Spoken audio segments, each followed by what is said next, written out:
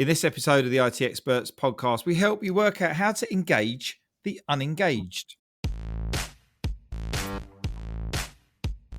Welcome to the IT Experts podcast, the only podcast to help MSPs scale to 1 million, and if already there, get to 5 and go faster. At the end of the day, isn't it all about building a business that works for you rather than you for it? I hope you enjoy the show. In this episode of the IT Experts podcast, we are going to help you to work out that if you want A players in your business, you cannot be a B player yourself as a leader. Now, what this means is that throughout this show, you are going to get a couple of punches in the guts from Julie, so be careful. But this is an incredible show coming up. You're going to absolutely love it. So good morning, good afternoon, good evening. Welcome to the IT Experts podcast. Today, we've got a really special show. We always have a special show for you because we have Julie Hutchison back in the podcast lounge again this morning. Get your words out, Ian. Good morning, Julie. How are you doing? Hello, I'm really good, thank you. Fantastic. So today, we are going to be referring back a little bit to a podcast we recently spoke about, talking about your A players, but we're not going to talk about A players. We are going to talk a little bit about A players today, but we're going to talk about the B and the C players and how to help unengaged employees to become engaged and useful and efficient and develop and grow within your business. But before we do, Julie, if people were living under a rock recently and haven't been listening to many of the IT Experts podcasts, who are you? What do you do? Who do you help? Why are we talking today? Who knows? Now, Julie Hutchison here. I'm leadership and team performance specialist. So I'm helping your MSP clients to grow their soft skills, their leadership skills, and so that they can create team performance really and be more profitable, more productive. Fantastic.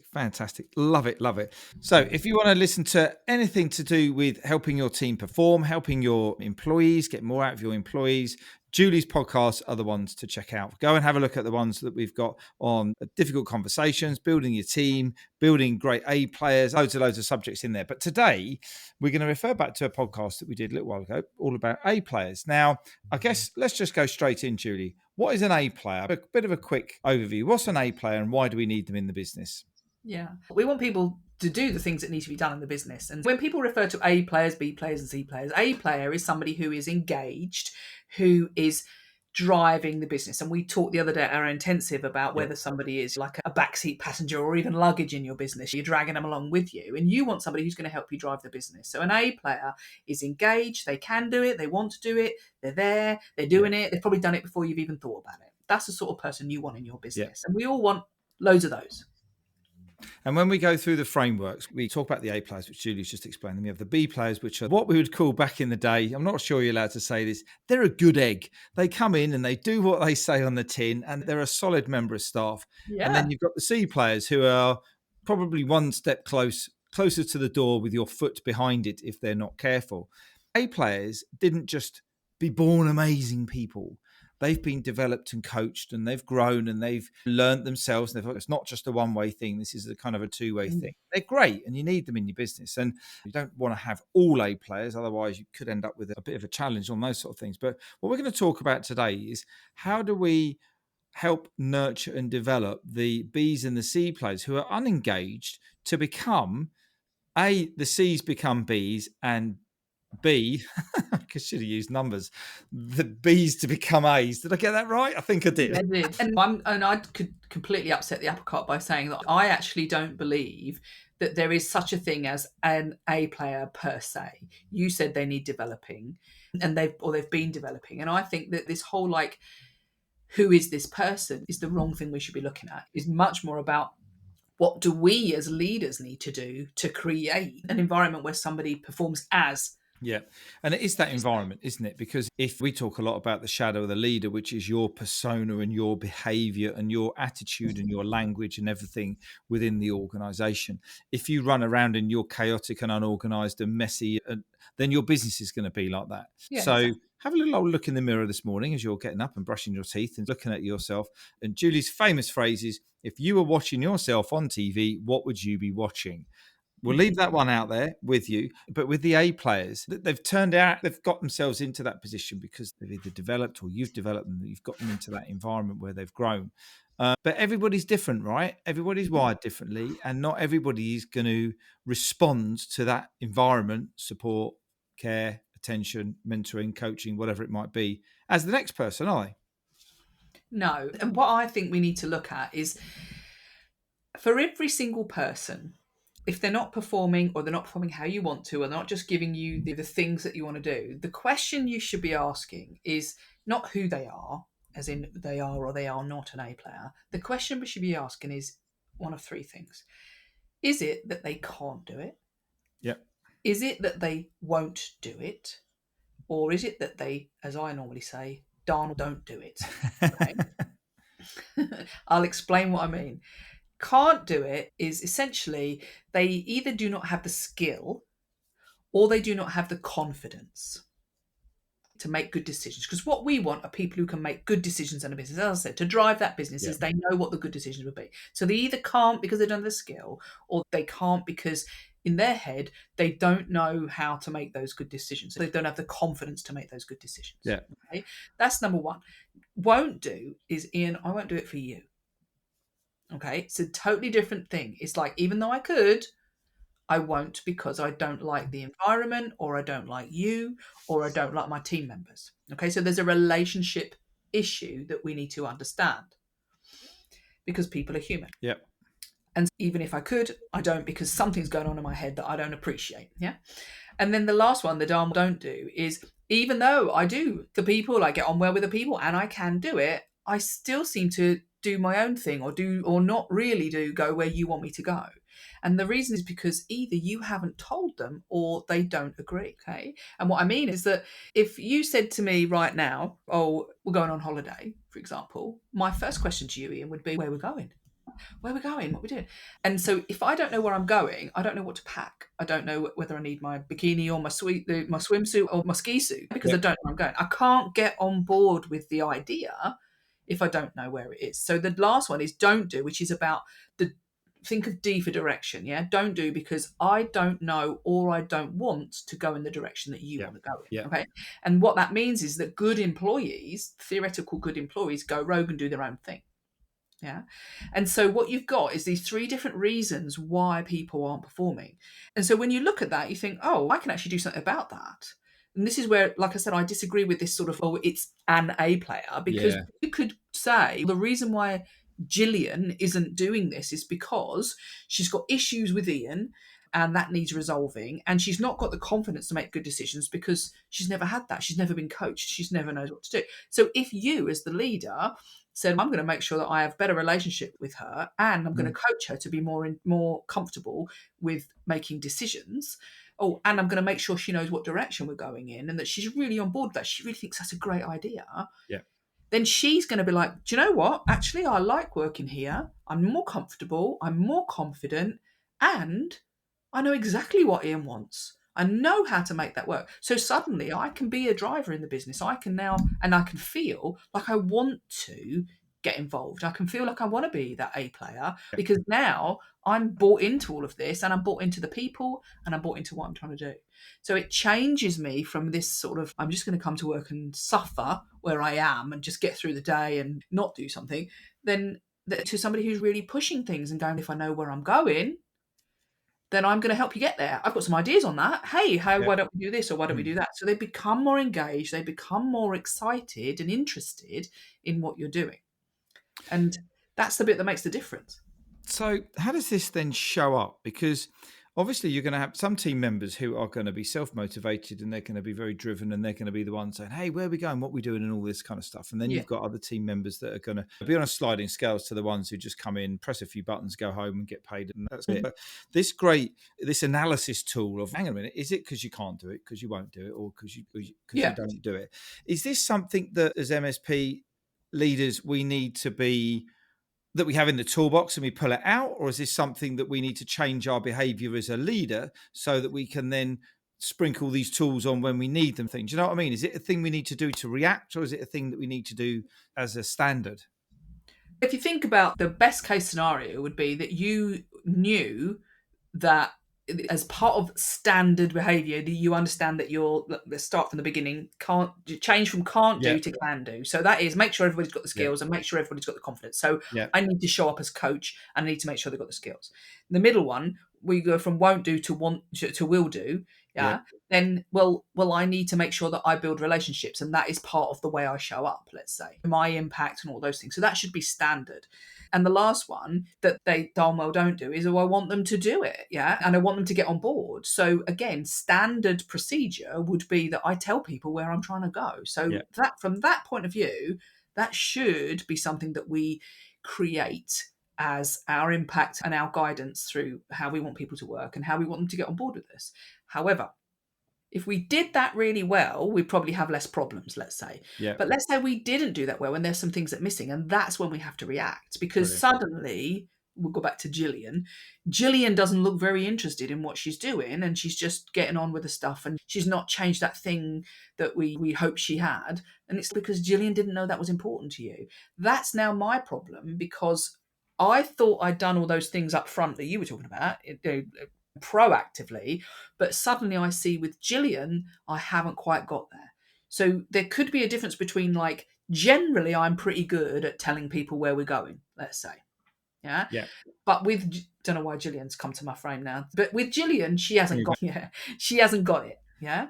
And so I need to use this as a tool, as you say, and we have a tool specifically for this, to look at, like, what's generally do I have, but also for Gillian, for Bob, for Ian, where are we at with all of these things? So we use a matrix where we go through this and say, okay, here's my team, listing all my people, and going through, like, how well are they performing? Are they performing tip top? Yeah, that's fantastic. We don't need to worry about that. But we also need to understand, how did they get there, which is probably through this. But if not, okay, what's missing? Actually, no, let's go for Bob this time.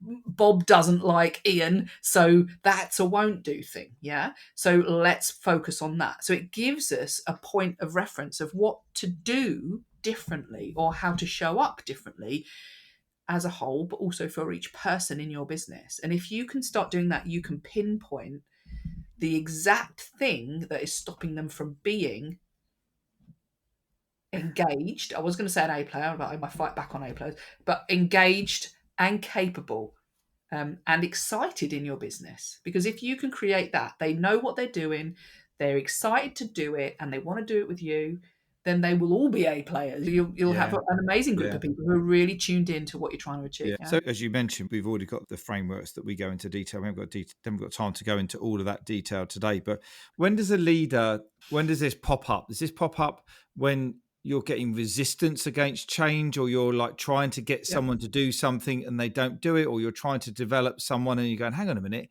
this is hard. This is getting hard. Is this how it shows up?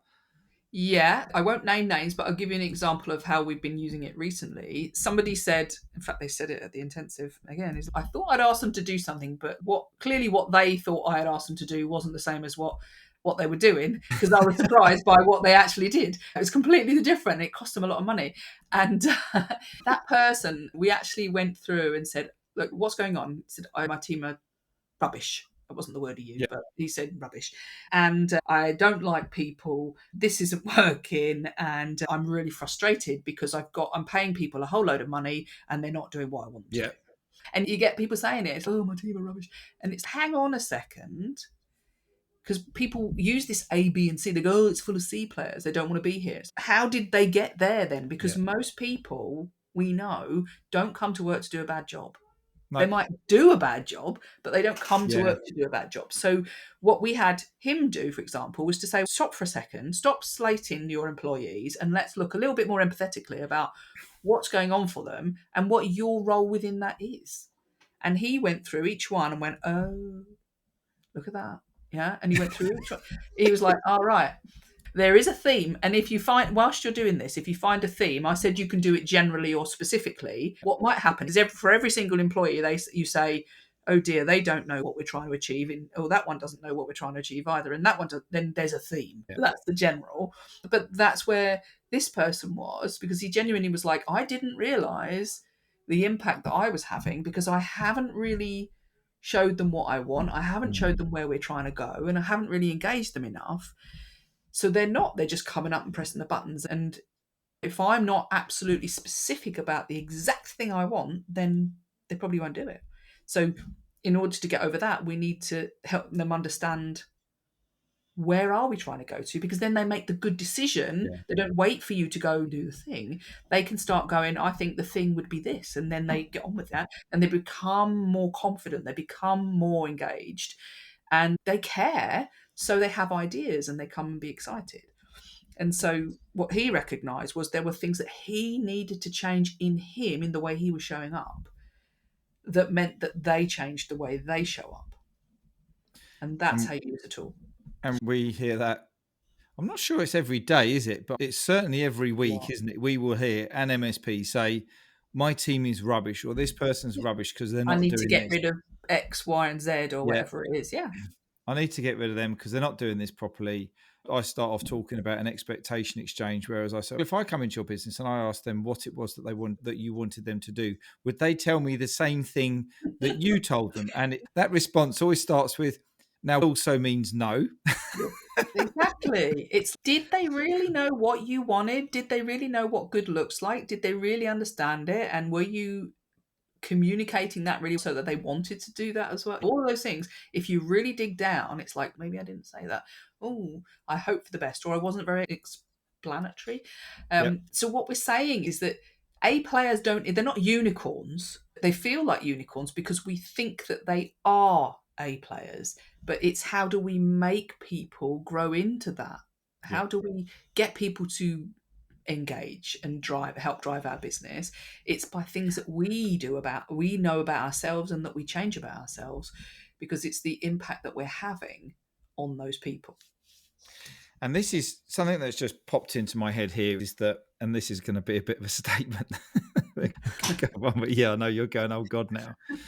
There's a pretty good chance, more chance than not, that an A player in your MSP right now, if you haven't adopted some of the standard leadership approaches and team building and team engagement and things like that, if you haven't really actively done a lot of the things and the principles that we talk about and that are around leadership development, that A players got there on their own, and you haven't. It's not with what you've done. So what I'm trying to say is, this is really special sauce right now to turn the C's into B's and the B's into A's, because the A's you've already got have probably always been very motivated, very inquisitive, and all of that. Naturally like it, That's right, yeah. So don't just say, oh, because I've got myself some A players, you're the most amazing leader in the organisation. And I think that's something that just popped up to go, this is possibly, not exact all the time, possibly happened by accident. And this is a deliberate act now, isn't it? Yes. So imagine this. You spend a huge amount of cash buying in your A players, only for your A players to realise that you're a B player. Oh. Okay, what I mean Straight is, back at me. you're a B leader. Okay, Yes. You're not looking at yourself and saying, is it can't do, won't do, or don't do? Is there something I need to do to help them to achieve? Because if you bought in a natural A player, somebody who's a little bit easier to get to, and while they're very excitable about stuff, what happens if you still don't tell them about where you're trying to get to? What happens if you still don't really think about how to communicate with them and how to engage them? What happens if you still don't coach them and grow them in the way they want to be grown? Because the two things will happen. Is if you don't do that with them, they will either leave because they see through you and your B playerness, or they will stop being an A player because they will lose interest, because there is no energy, there is no excitement, and they'll start thinking, what's the point of this then? Because we're not really going very far. Buying in all these, I need an A player. Okay, it's you create or keep A players. You create people who are engaged or disengaged. So don't be a B leader if you want A players. And that's the mic drop, isn't it? That's it. End of the show. I'm not sure there's anything else we can add. Thanks, Julie. See you next week. I didn't want to sort of tell you all off. That's for anyone listening to this. Apologies. Clearly, you're all fabulous. But we've got to be aware of our own self, haven't we? We've got to be aware of, am I being a B leader or an A leader if I'm asking for A players? If I want people to perform in my business, then I need to perform. Exactly that. Exactly that. Julie, that was absolutely brilliant. And as we promised, each and every one of us has got a good punch in the guts there right at the last knock-in. Absolutely great show. Short, sharp, to the point, some real impactful things there to help you not only scale and grow your MSP, but become an amazing leader and to build an amazing high-performance team. One thing I will just say is keep an eye out on the mspgrowthhub.com website /events, because we've got various events coming up where we'll be running through these frameworks with you as a workshop function.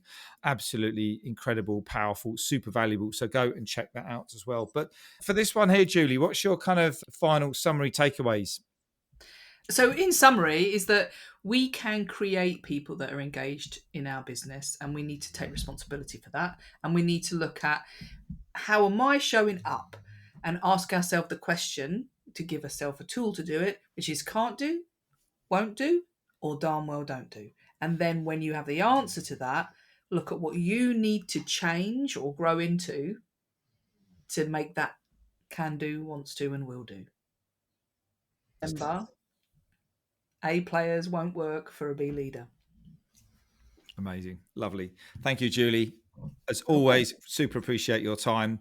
Go and absorb that show. If anybody's got any questions, want to learn any more further skills around developing your people, you know where we are. You know how to get hold of us. Enjoy the rest of your day and look forward to catching up with you all soon. Take care now. See you soon. Bye, everyone. Hang on a minute, just before you go.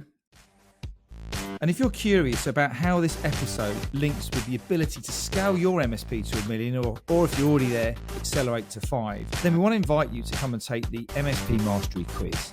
And in just 3 minutes, you're going to get a 360-degree scan of your business where you can identify the 1 or 2 tactics that can help you find more time, engage and align your people, and help generate more leads in your MSP. It's really simple. Just click on the link in the show notes.